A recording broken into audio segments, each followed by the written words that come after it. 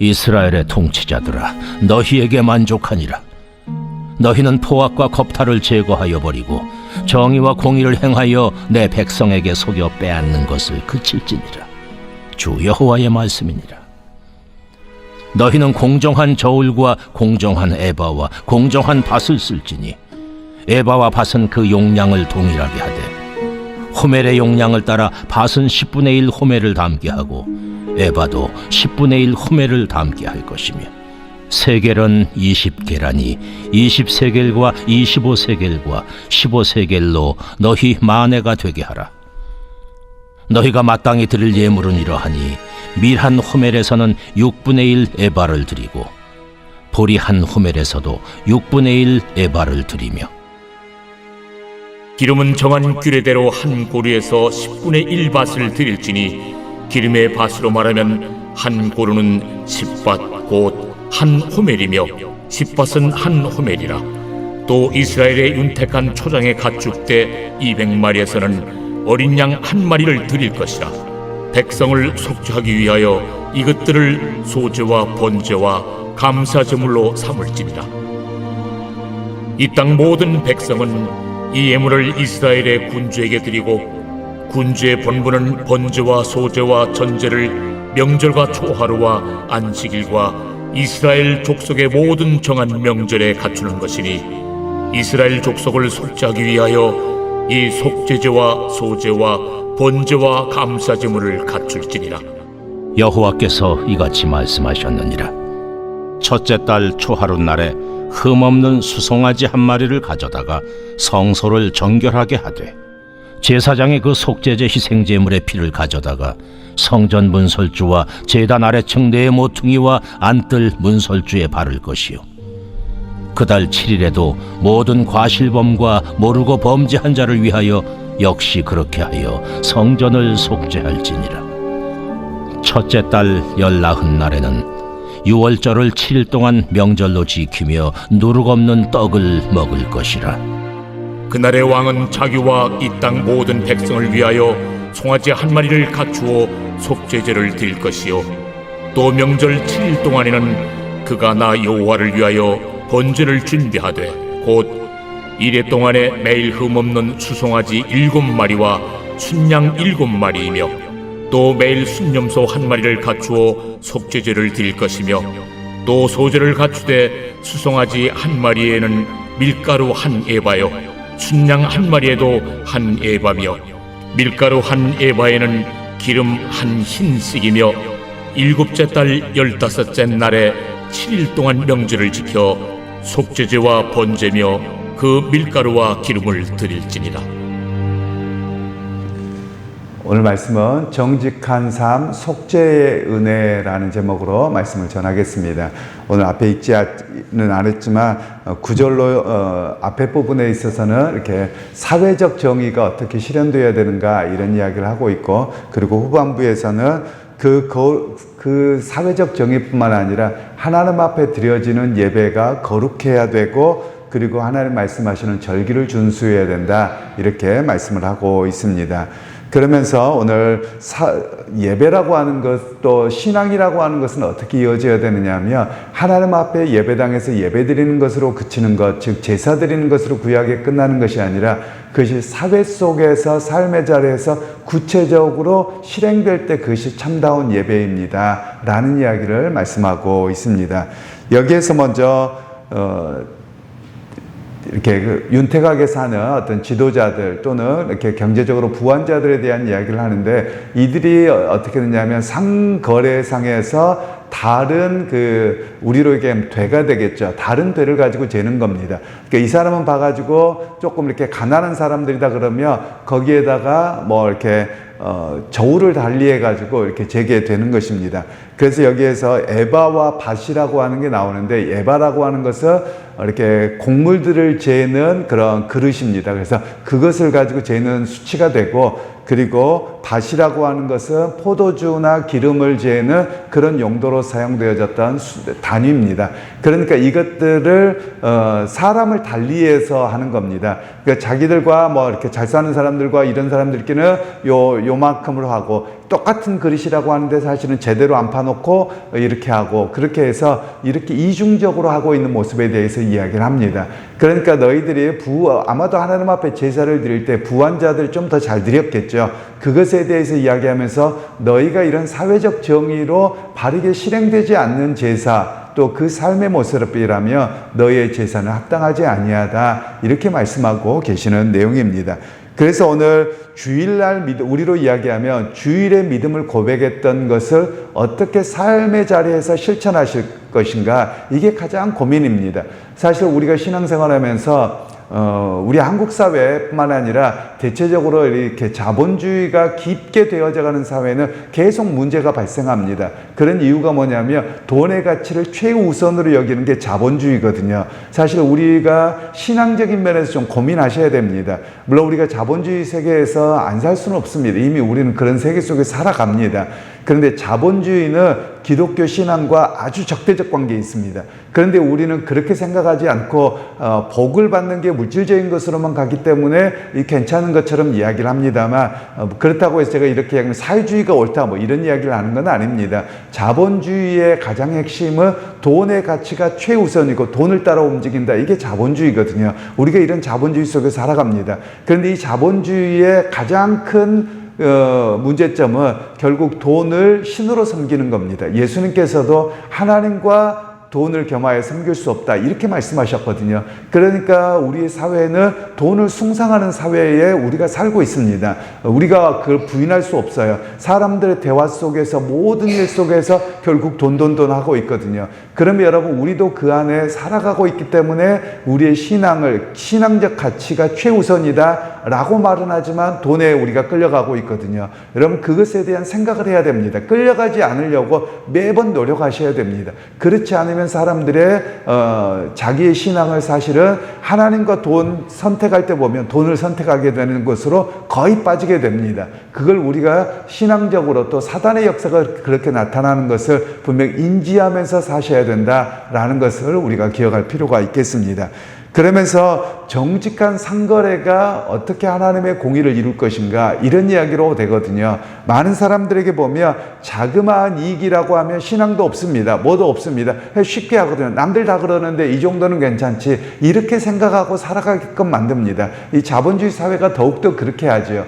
그런데 오늘 보면 정직한가라는 겁니다. 예를 들면 어떤 물건을 팔거나 뭘 할 때 내가 정말 쓸만한 것인가 아니면 나도 쓰고 그것을 그냥 자녀들에게 줘도 괜찮은가 이렇게 생각을 해야 됩니다. 그런데 사람들은 그렇게 안 하고 내가 쓸 것은 나는 저거는 못 써 또는 저거는 못 먹어 그런데 파는 데는 문제 없어 이렇게 팔고 있다면 정직하지 않은 겁니다. 하나님 앞에서 합당하지 않는 것이죠.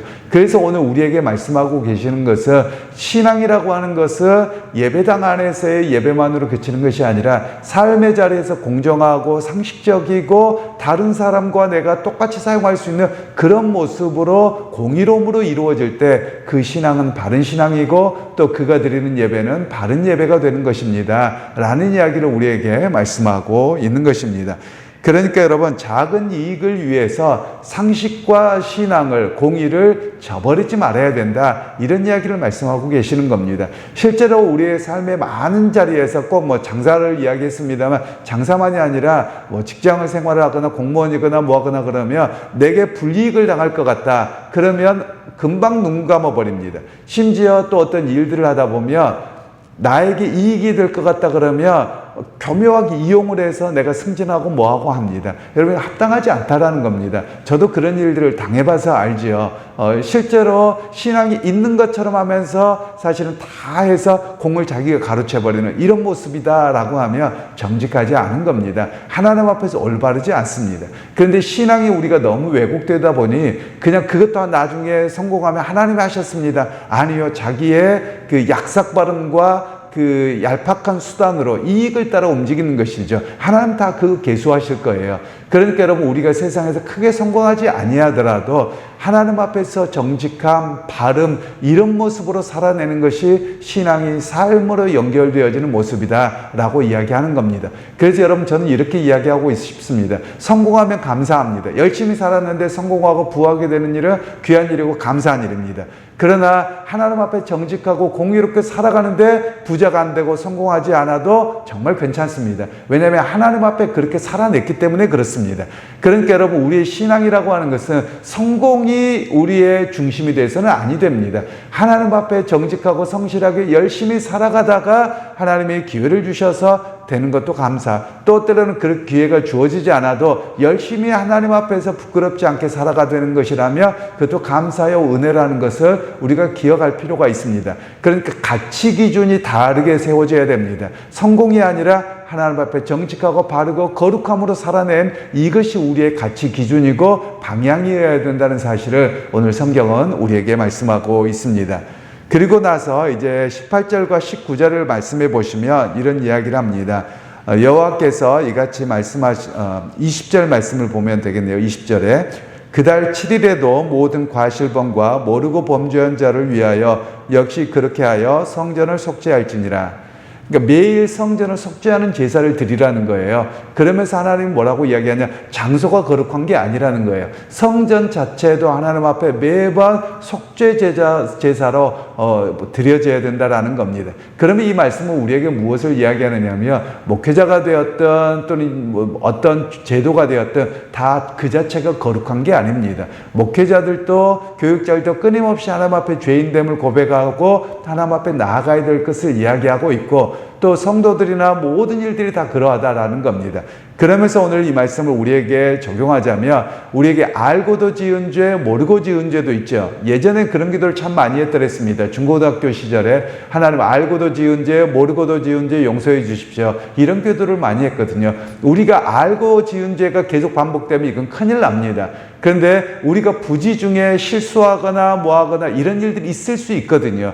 그러면 하나님 앞에 우리가 기도할 때 하나님 알고 지은 죄, 모르고 지은 죄까지도 용서해 주시고 오늘 또 하나님의 거룩한 예수 그리스도의 보혈로 말미암아 나아갑니다. 우리를 끊임없이 용서해 주시기 원합니다. 이런 고백이 필요합니다. 사실 오늘날 교회가 하나님 앞에 죄를 고백하는 일들이 별로 없습니다. 왜냐하면 자기의 삶에 대해서 다 옳다고 여기는 그런 포스트 모던 시대에 살아가고 있습니다.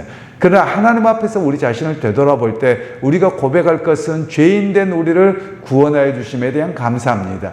여러분 1세대 신앙과 그리고 모태신앙, 3세대 신앙 가면 이게 좀 달라집니다. 1세대 신앙은 내가 우상을 섬겼고 또 뭐 불교가 됐던 무속종교가 이런 데서 예수를 믿어서 하나님 은혜에 감사합니다. 이런 게 좀 있습니다. 물론 무속적인 신앙의 영향도 남아있기도 하지만 감사합니다가 맞습니다. 그러나 2대, 3대가 넘어가면 당연한 줄 압니다. 왜냐하면 기독교 집안에서 태어났고 교회 다니고 그런데 내가 무슨 죄 지었느냐? 내가 무슨 용서받을 게 있느냐? 이렇게 나타나는 게 오늘날의 한국교회의 모습이거든요. 그런데 여러분 진정 우리가 예수 그리스도 안에서 구원받을 만한 요소가 우리에게 하나도 없습니다. 왜냐하면 우리 칼빈주의 5대 교리 중에서 첫 번째가 뭐냐면 전적 타락 혹은 전적 부패라고 말합니다. 이 말은 하나님 앞에서 내가 구원받을 만한 선한 것을 행할 능력이 하나도 없다는 거예요. 여러분 그렇기 때문에 우리가 고백할 것은 뭐냐? 오직 은혜에 밖에 없다라는 겁니다. 여러분 하나님 앞에서 우리가 구원받을 내세울 게 뭐가 있습니까? 여러분 예를 들면 이렇게도 설명을 합니다. 뭐 10개 중에서 1개만 죄를 지어도 죄인이거든요. 그런데 1개 가지고 뭘 더 받겠다 그럴 수 없는 겁니다. 그래서 우리가 끊임없이 고백해야 될 것은 하나님 내 마음의 깊은 곳에 죄된 본성이 남아있는데 그럼에도 불구하고 오늘 또 예수 그리스도 안에서 은혜를 덮여주셨고 그 덧입혀 주심 때문에 하나님 앞에 나오고 구원의 자리에 나갈 수 있습니다. 이 고백이지요. 그러게 여러분 우리가 매번 고백해야 될 것은 하나님 내가 알고도 지은 죄 모르고 지은 죄도 있지만 오늘 또 주님의 십자가의 보혈의 은혜를 입고 나왔사오니 오늘 또 덮어주시고 또 그 가운데서 감사의 생활을 하게 해주십시오. 이 고백이 우리 고백이 되어야만 하는 것입니다. 그러게 여러분 오늘 또 우리가 끊임없이 고민하셔야 됩니다. 어떻게 하는 것이 정직하게 사는 건가? 어떻게 하는 것이 하나님 앞에 사는 것인가? 이것을 끊임없이 기억하셔야 됩니다. 그래서 종교교육자들이 이야기했던 것은 뭐냐면 코람데오 하나님 앞에서의 삶이라는 고백을 했습니다. 즉 사람의 눈은 속일 수 있고 사람의 여러 가지는 지금 이렇게 모른 척하고 넘어갈 수 있지만 하나님은 우리의 의도와 속 중심을 보고 계시거든요. 그래서 하나님 앞에서 우리의 마음의 중심을 어떻게 드러내고 바르게 살아갈 것인가 이것에 대한 고민을 했습니다. 그러게 여러분 끊임없이 우리가 세상에 살아가면서 또는 세상의 사람이라는 것은 꼭 어떤 직장이 많은 문제가 아닙니다. 사람과의 관계 속에서 하나님은 내 속 중심을 보고 계시는데 내가 거룩함으로 바름으로 살아가고 있는가, 이것을 고민하고 또 그 속에서 하나님 앞에서 부끄럽지 않는 삶을 살아가야 됨을 말씀하고 계시는 겁니다.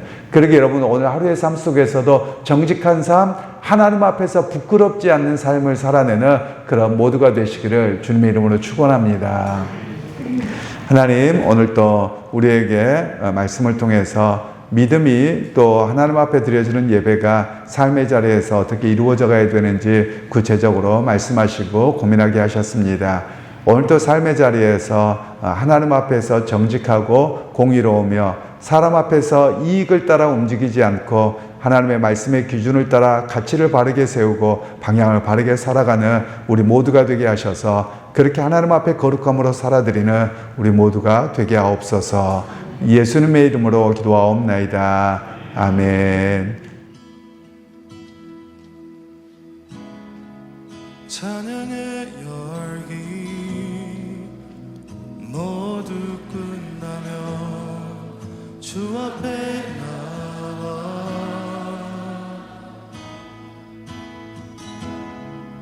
더욱 진실한 예배 드리네. 주님을 향한 노래, 이상의 노래, 내 맘 깊은 곳에 주께서 원하신 것,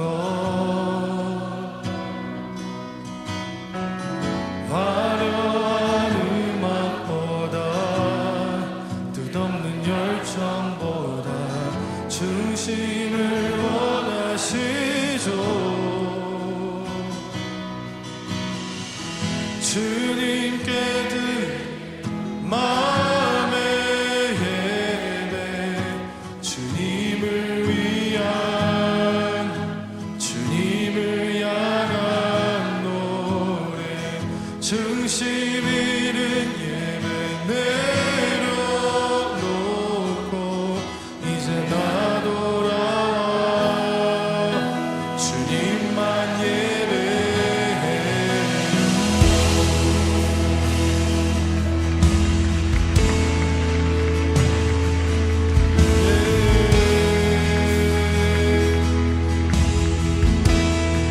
영원하시와